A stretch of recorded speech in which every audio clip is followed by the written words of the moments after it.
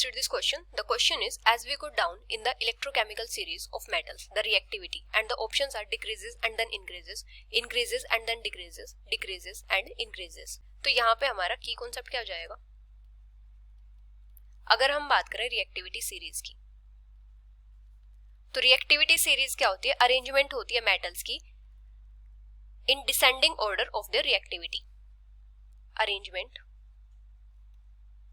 of metals in descending order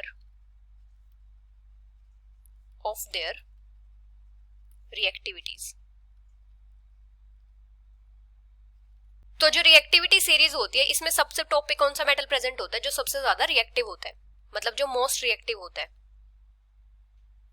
ये तो present होता है टॉप पे. और फिर उसके नीचे इससे जो कम रिएक्टिव होता है, और बॉटम में जो प्रेजेंट होते हैं ये क्या होते हैं? हाईली अनरिएक्टिव होते हैं. Highly unreactive.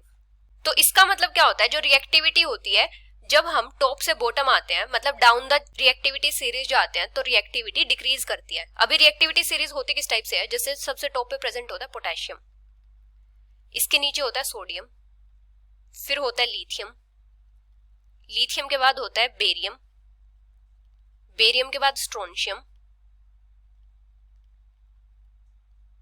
स्ट्रोंशियम के नीचे आता है कैल्शियम, इसके बाद आता है मैग्नीशियम,